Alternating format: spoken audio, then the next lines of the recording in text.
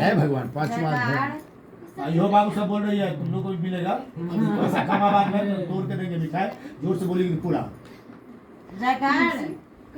जोर से बोलना होगा, पूरा देंगे, तोड़ के देंगे। आता पंचम अध्याय, पांचवा अध्याय। सूत जी बोले, सत्यनारायण प्रभु की माया देखो। राजा उन दोनों ससुर दामाद का एक भी वचन नहीं सुना, वो गिड़गिड़ाते रह गए कि हम चोरी नहीं किया, लेकिन भगवान का श्राप, एक भी वचन नहीं सुना। दोनों ससुर दामाद में मेहनत करके कमा के रखा था, वो भी ले लिया राजा। श्री सत्यनारायण प्रभु के श्राप देखो। घर पर स्त्री सभी बड़ी दुखित हो गई, लीलावती कलावती, और नित्य भिक्षा मांगने के लिए माँ बेटी निकल पड़ी। और बेटी तो नित्य ही घूमने लगी। बेटी नित्य ही घूमने लगी। बेटी तो नित्य ही घूमने लगी। एक दिन रात को भूख से दुखी बेटी कलावती ब्राह्मण के घर पर गई। तो वहां देखे भगवान श्री सत्यनारायण प्रभु का व्रत कथा हो रहा था। बेटी भिक्षा मांगना छोड़ करके ब्राह्मण के घर में हाथ जोड़कर कथा सुनने लगी, और भगवान नारायण से अपना मन का मनोरथ को मांगी, और पंचामृत प्रसाद लेकर कुछ रात बीते तो बेटी घर आई।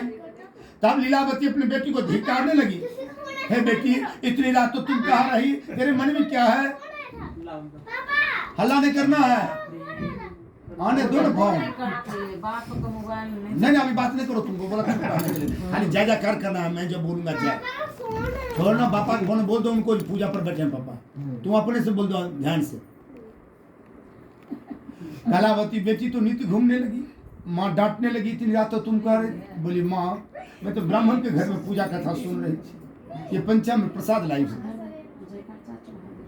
जैसे ही बेटी का मुख से सत्यनारायण स्वामी की कथा का नाम निकला, माँ पूजा करने के लिए तैयार हो गई। बोली, बेटी पूजा कथा तैयारी करो। सब अपोआ प्रसाद तैयार हुए, और माँ बेटी बैठे पूजा पर। माँ बोली कि मैं जाती हूँ, तुम पूजा कथा सुनकर। तो फिर दोनों माँ बेटी बैठी, कथा सुनी, और साष्टांग दंडवत प्रणाम की भगवान। और बोली दोनों माँ बेटी कि मेरे पति और दामाद कहाँ हैं? मेरे पति और दामाद के अपराध को तो आप ही क्षमा कर सकते हैं, क्षमा करने योग्य है प्रभु, अतः क्षमा कर दीजिए। भगवान श्री सत्यनारायण दोनों माँ बेटी के भाव को देख संतुष्ट हो गए। राजा को रात में सपना आया कि दोनों ससुर दामाद बनिया को छोड़ देना, और दोनों का मेहनत का कमाया हुआ दे देना, नहीं तो हम धन पुत्र सहित तेरा राज नष्ट कर देंगे राजा। ये राजा को स्वप्न दिया भगवान, और अंतर ध्यान हो गए। राजा सुबह में समाज के भाई बंधु को बुलाया, मंत्री सबको बुलाया, और रात का सारा स्वप्न सुनाया मंत्री सबको। अब बोला कि बांधे हुए दोनों बनिया को शीघ्र निकालो, छोड़ो, ऐसा आदेश दिया राजा।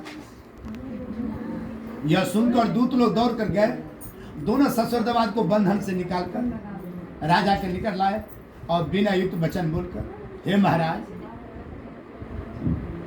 हम दोनों ससुर दामाद को बंधन से छुड़ा कर लाए हैं, अब राजा आपका क्या आज्ञा है?